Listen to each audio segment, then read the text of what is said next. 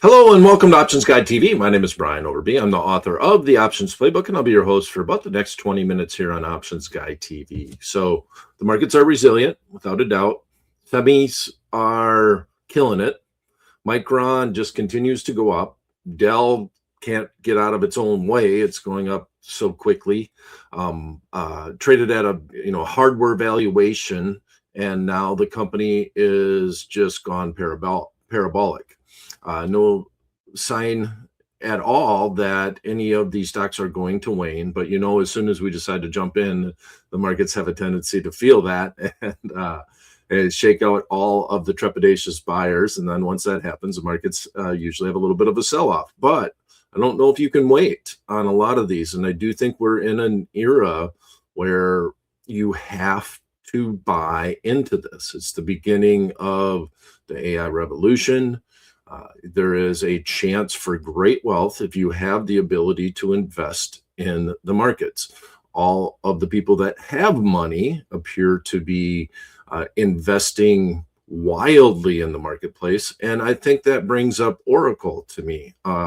We did a paper trade in Dell, where going into their earnings, we sold a front month option contract against option contract that actually expired in after the earnings report. So it received the implied volatility increase. Now, as far as Oracle is concerned, I've had Oracle. I have Oracle in my account, and I paid the price. So I dollar cost averaged on the way down, and now Oracle is back up. And I still do think that all of these investments and all of this leverage has obviously a very solid company before the huge huge CapEx spend that they've had on data centers. But here's the biggest thing, and this is, they're on a PR campaign right now, trying to say data centers are good. Here's why they're good. And they're trying to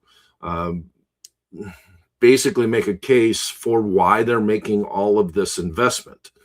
And the stock has rebounded because of it. And we've seen a strong move up above its 200-day moving average. As a matter of fact, kind of missed the boat when it went straight through the 200-day moving average. But I do think it's time that it's stabilizing and seeing what the companies are doing, and trying to make the case that if we do come into your neighborhood, that this is the good that's going to be involved with having a database center in your neighborhood.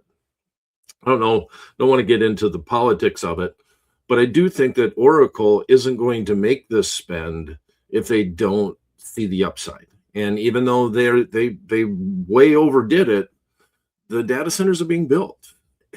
That kind of, it's not, they're not being built because they are paying 10-15% interest on their money because of the status of Oracle and the billionaires like Larry Ellison and all of that. They have the administration behind them too. That's always a good thing. So with all of this, I think it's time. So I'm going to propose two trades, and I think it would have been better if I would have proposed this one trade last week where we had a different expiration, but I want to sell a short-term option against a longer-term position. Stock is up 10% or up 10 points today, almost 5%. We see a definite breakout above the 200-day moving average. So let's run to the Trader Pro software, and I'm going to zoom in on the Oracle chart here. Okay.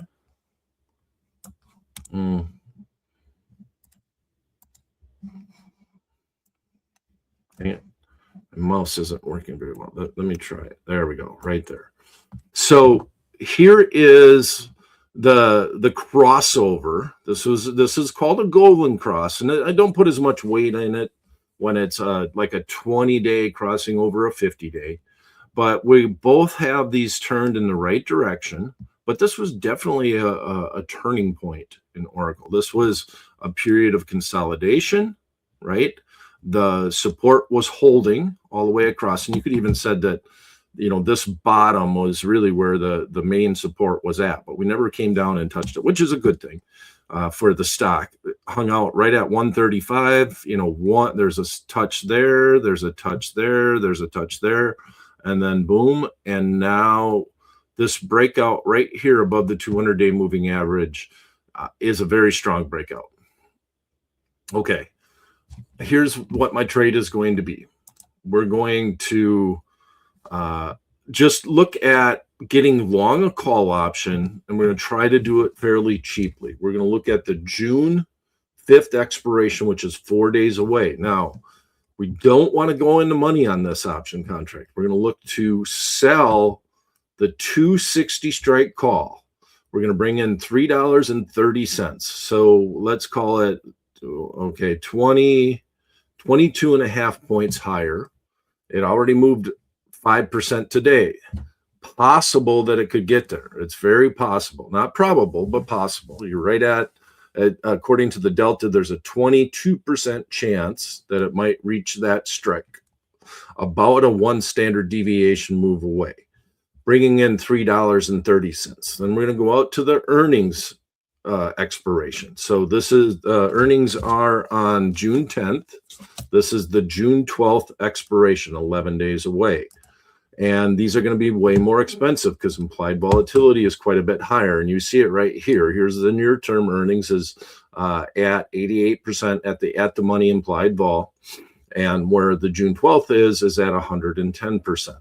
I still anticipate that to go higher. And that's a benefit of this. But you got to pay for it because of that. Like I said, like a week ago would have probably been a little bit better because you would have got a little bit more time decay. But then again, if we did it a week ago, the stock has gone up and then some. So we might have been pegged on our shorter term option. Here's the downside of doing this trade is that if the stock goes and reaches, and well, the option we're going to buy here is the 255 strike.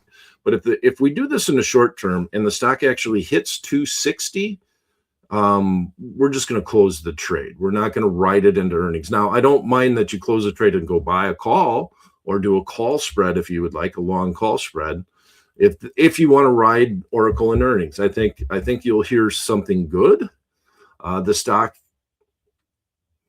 I mean, if they have a bad earnings report or they talk about the debt and they say anything about the inability to get capital, which I don't really think that's going to be the case. I mean, I don't know, right? I don't know, but with this scenario, I think with where the stock is at, with the mood switch, with the PR campaign they're doing to try to say, data centers are good, they're trying to battle that, trying to sell that to the people. I think this stock has the potential to move. So I want to sell something at $3 is nothing to sneeze at on just a 1-by-1 contract. You're taking a third of the price or a fourth of the price to buy a little bit more in the money. Now notice this is a 260. This is a 255. So we're giving ourselves 5 points on the upside. This is literally an alternative to a long call spread. We're going to sell the short-term option and buy the longer-term option. And that's fairly important because if the stock does reach the 260 level, we don't want that option to get in the money. If that gets in the money on the short-term option, it's going to move hard against us, where this one might not offset the losses as much, but we're a little bit more in the money on this option contract. But net, if it gets in the money, you close it. Okay, if it gets in the money, you close it. If it gets in the money, and close it. If this short June 5th option contract gets in the money, you close it. If it's 1 cent in the money, you close it. You don't stop. You don't pass. You pass go and move on. You close the position. If it gets in the money, then we'll do this trade and we'll buy this one. So we're going to take $3 off the top of the 255 call. We're going to take $3 off the top of that. So this will be $2, basically $9 that we're paying for this long call, and we're going to ride this into earnings. That's what our outlook is. All right, and it looks like we have a question. Let's go ahead and put that up.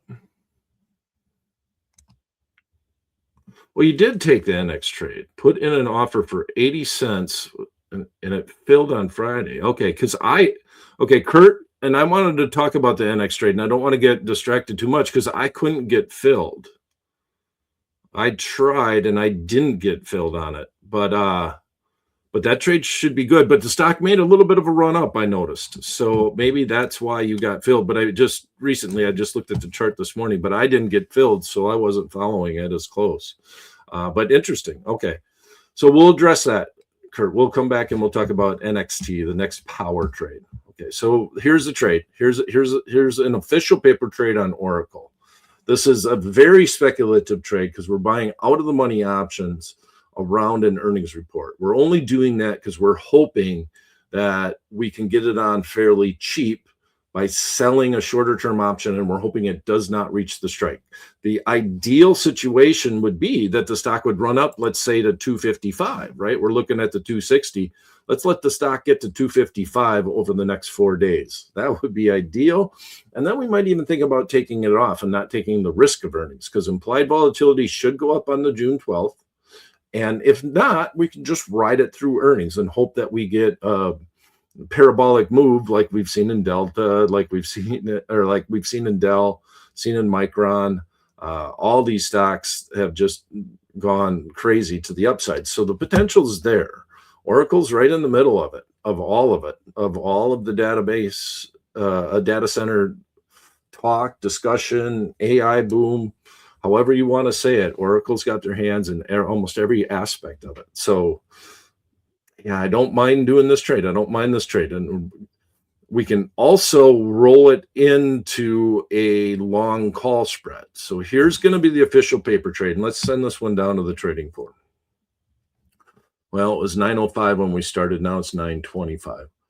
I'd maybe work it around 9. I'll send it to the floor at a price that I think I would work it at a little bit. I guess let's start at 9:25. Let's do that. And then I won't be able to fill it in the paper trading app that way, but I'll make sure it gets filled. So here we go. So on Oracle, with the stock at $237.94, it's up $12.37 today. It's actually up $2 since we started the show. We're going to buy the June 12th. We're going to buy the June 12th expiration, 255 strike call, the longer term expiration that contains the earnings. In other words, it expires after the earnings report. And then we're going to sell the June 5th expiration, which expires before the earnings report. And we're going to sell the 260. Effectively, this would be a bull call spread if they were the same expirations, but because they're not the same expiration, we call this a diagonal spread. You want to make sure that the stock does not go above 260 by the June 5th expiration. That if it gets above that, this trade can hurt you. Obviously, the worst case scenario is that it goes down. If it does go down, you have $9.25 at risk, or $925 total. And we're going to put this trade on, head into earnings, hope that the shorter term option expires, and then we can ride the long call into earnings. All right, let's send that to the trading floor. Boom goes the dynamite. And the order has been sent. All right. Now, if we get towards the 260 level, if we don't close it, the one thing that you can do is you can go out to the June 12th expiration. My mouse is acting up. I should have swapped that out before I started. Here we go. Let's go to the June 12th expiration. Use the mouse on that iPad. And we could sell anything against it, right? So right now, the 270s are trading for $9. We're putting this trade on for $9.25. So if we did get this run up, and let's say we get close to the 260 level, it goes from 237 or 238 right now to about 255. That would be the ideal scenario. If you want to take the risk off the table, you can let this expire worthless. You can have a few days before this earnings announcement on the 10th, and you could sell something in this range and give yourself upside and get the whole trade done for net zero. So it's possible to do that because we're bringing in $3. We're still selling. It's not 110 vol, but we're selling 88% vol. We just broke through the 200-day moving average. We've seen these parabolic moves in a lot of these AI stocks, especially with data center stocks. And yeah, why not? You don't overdo it, but it's an interesting trade in Oracle, to say the least. So that will be the official paper trade. Now, a trade that's going to happen before Wednesday is Palo Alto. They're going to announce on Tuesday after the close. And I just want to do a standard butterfly. That stock, also the chart is interesting in PANW is the symbol. And that they've implemented AI strategy. They've been rewarded for it. We've had a strong move to the upside. The only thing about it is 1, 2, 3, 4, 5, 6, 7. That's almost a whole month's worth of. When was this? May 4th. May the 4th be with you. Is when the stock decided to kind of plateau, broke out above its 200-day moving average, and has not stopped since. So there's two ways that we can approach it. We can just do a out of the money butterfly if you want to try to capture some premium. But on this instance, I'm going to make the official paper trade just be a standard butterfly. I already got it set up in the what if calculator. The long straddle to start with is about $33. And so that puts the expected move. So this, if we buy the most at the money call and the most at the money put for the nearest term expiration, we'll toss this one down to the trade ticket. $34 is where it's at right now. This is the June 6th expiration, and that puts us at about $323. That's where the upside is if they get the strong earnings report, if they follow through. I'm going to show you two trades, and I'll let you decide if you want to just sell premium or if you want to actually get long the underlying stock using our open wing butterfly. So we'll look at an open wing butterfly, and I'll make that the official paper trade. We'll send that one to the trading floor. Here's our long butterfly. Send that to ticket. Let's go back to the trading tab.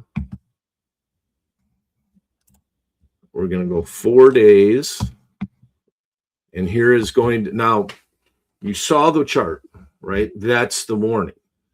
I do anticipate that they'll probably have strong earnings, but a strong earnings might be a reason to sell off the stock.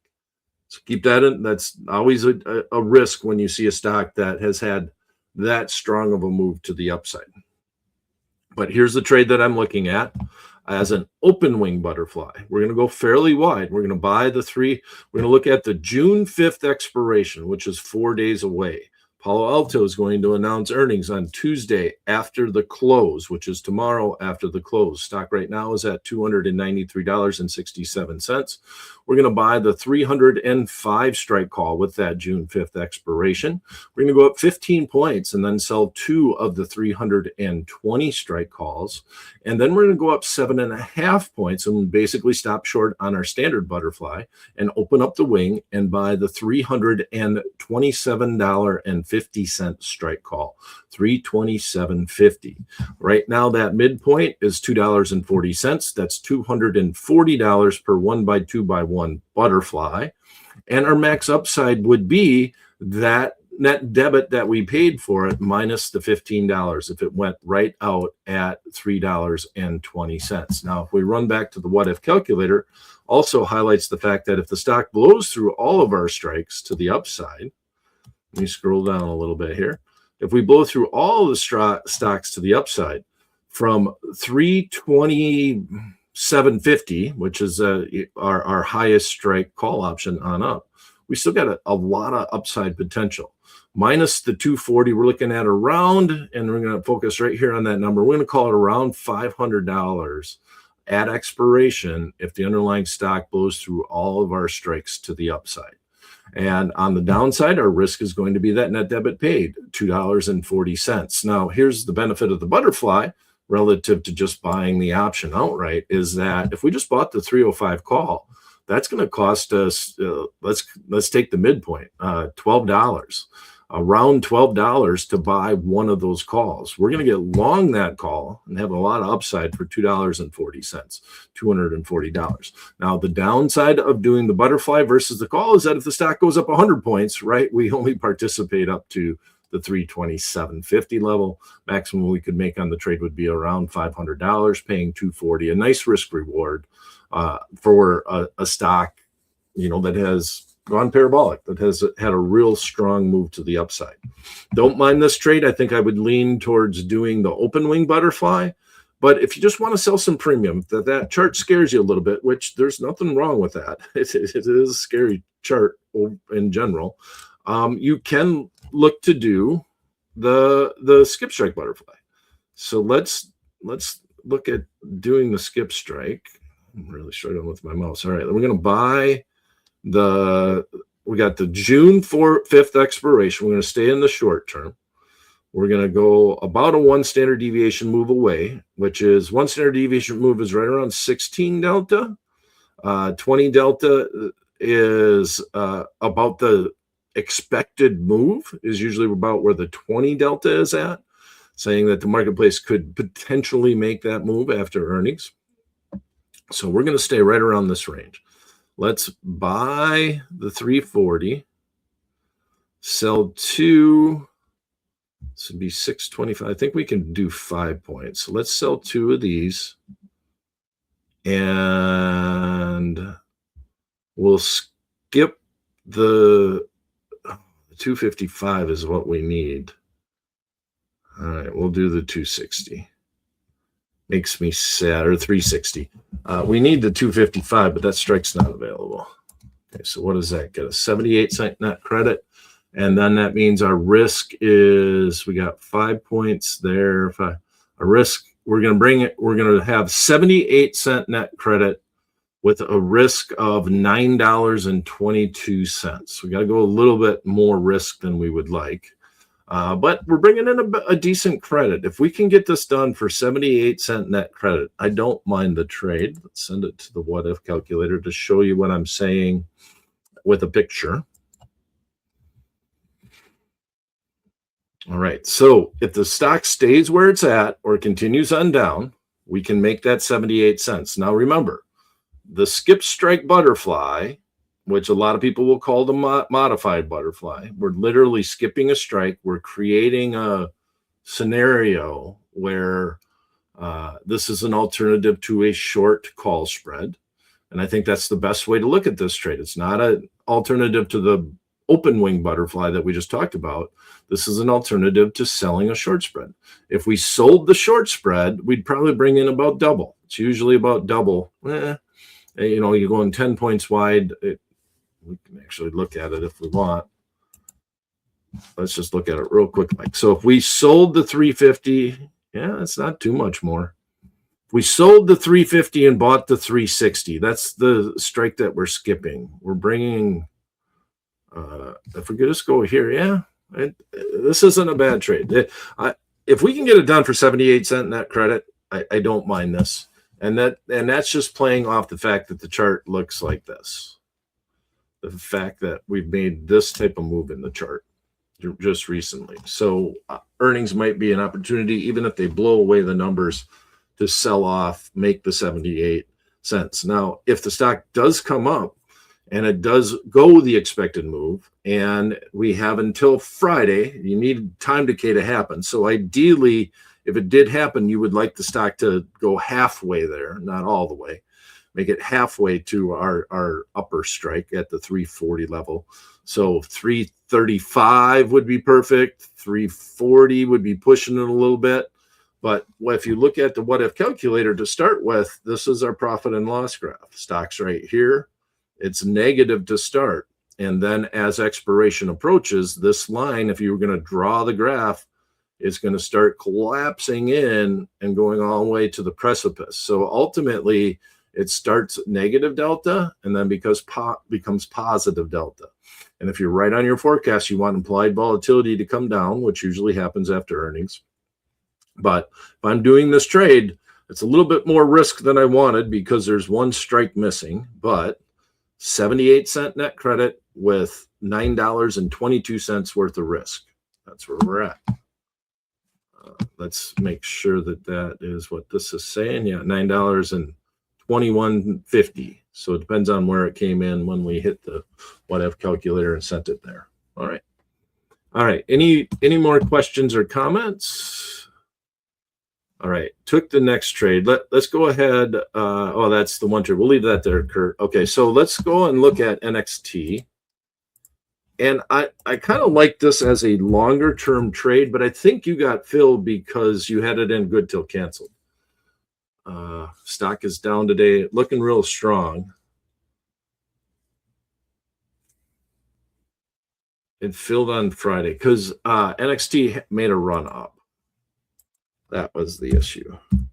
I had it in. What day did I put it in? I think I put it in on Wednesday or Thursday. And I had it in for 50 cents and I could not get filled. I went down to 50 cents on the trade and I could not get filled. I didn't leave it in good till canceled. But this is probably this little pop up which got you filled. But I just dropped. I gave up on the position. I was going to address that today because I really like this trade, but the markets are just too wide. So I emphasize the fact that a Next Power, solar power company, done very well, but the chart has plateaued, right? So period of consolidation, move up, stock came down, then we had this small spike up just for a minute, and now we're back in this range.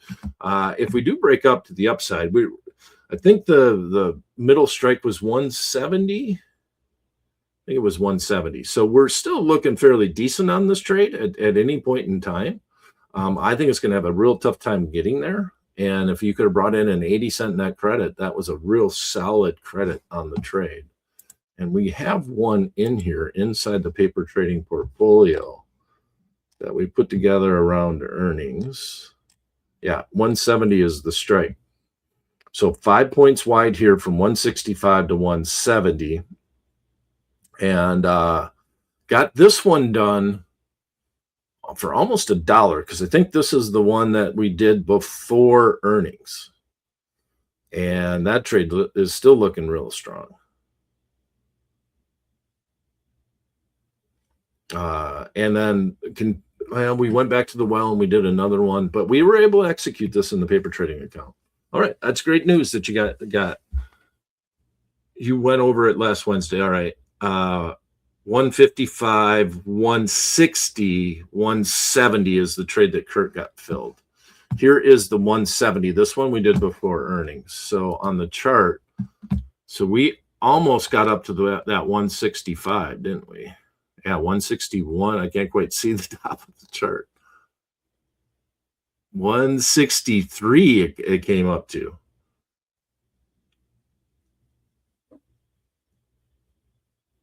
On 55, 160, 170. All right.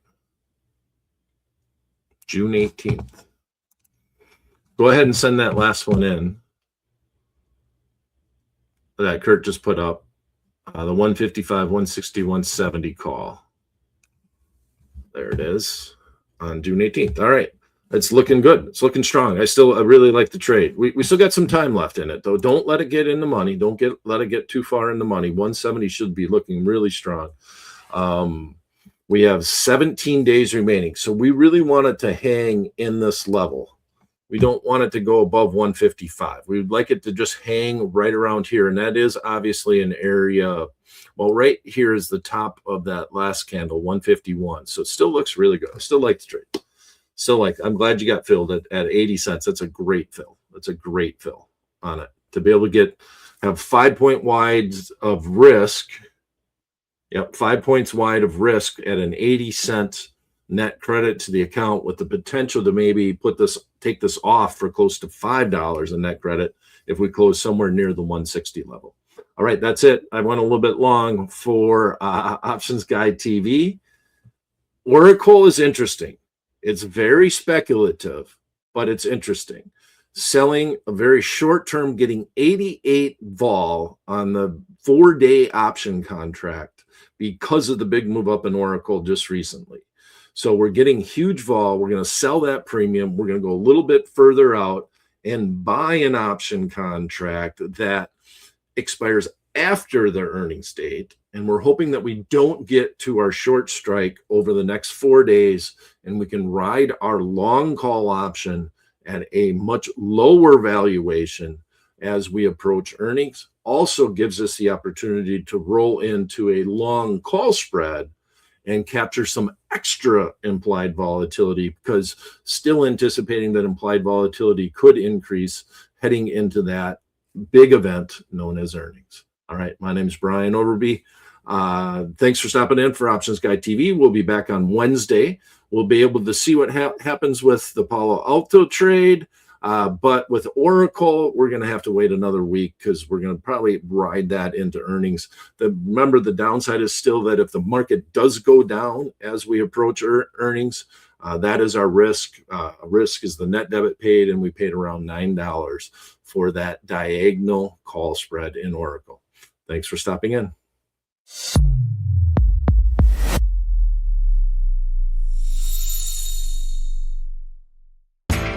You know how the financial world goes. Here comes the buzzkill. Please make sure to take some time to read this boring disclaimer. We will owe you one.